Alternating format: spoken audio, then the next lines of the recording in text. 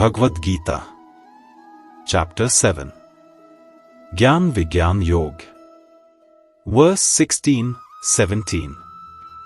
Chaturvidha bhajante, ma jana sukritin Arjun. Arto jigyasurartharthi, gyani cha bhartarshab. Tesha gyani nityayukt, ek bhaktir vishishyate. Priyo hi gyani notyarthan, aha sacha mam priya. O Arjuna, 4 kinds of virtuous people worship me: the distressed, the seeker of knowledge, the seeker of wealth, and the wise, who knows me in truth.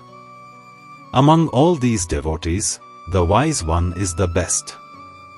He is always united with me, devoted to me alone.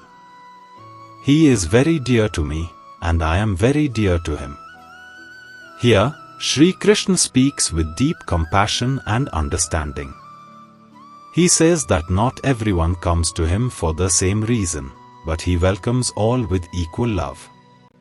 Every person who turns toward him, no matter what brings them, is accepted and guided.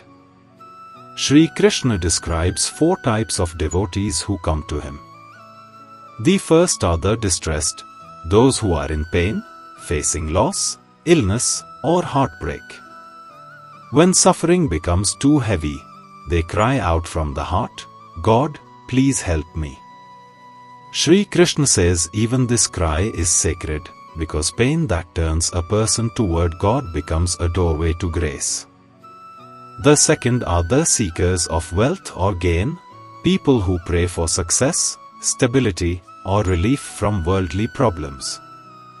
Their devotion begins with need or desire, but Sri Krishna does not reject them. He knows that through prayer, they begin to feel peace, and slowly they realize that the peace they feel in remembering him is more valuable than the success they prayed for. The third are the seekers of knowledge, curious souls who genuinely want to understand the truth. They ask, "Who am I? What is God? Why am I here?" Their devotion is thoughtful and questioning, like students standing at the edge of realization. They are drawn not by fear or need, but by the desire to know and experience the divine reality.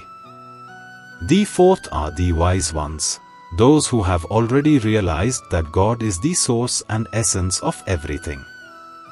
They don't worship to gain something or escape pain. They worship simply because they love. Their devotion is pure, natural, and unconditional. For them, there is no separation between life and prayer. Their whole existence becomes an offering. Sri Krishna calls all these devotees Sukritina, meaning good souls.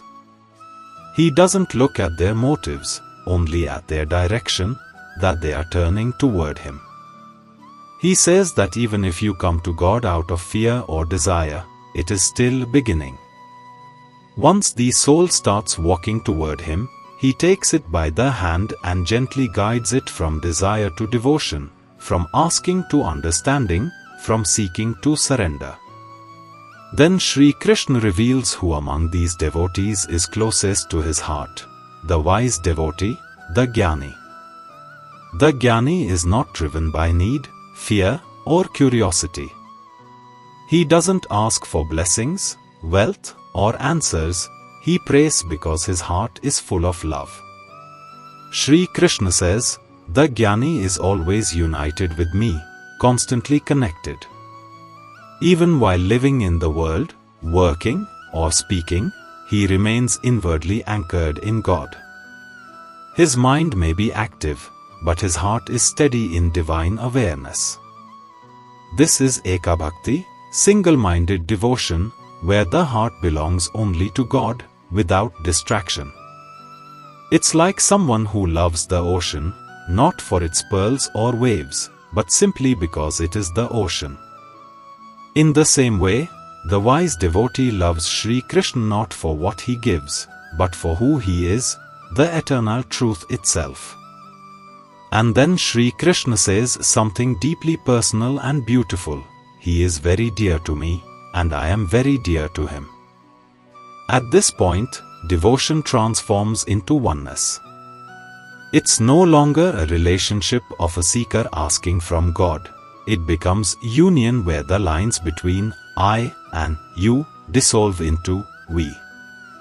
Every action becomes worship, every breath becomes prayer, and life itself becomes a quiet, constant expression of love.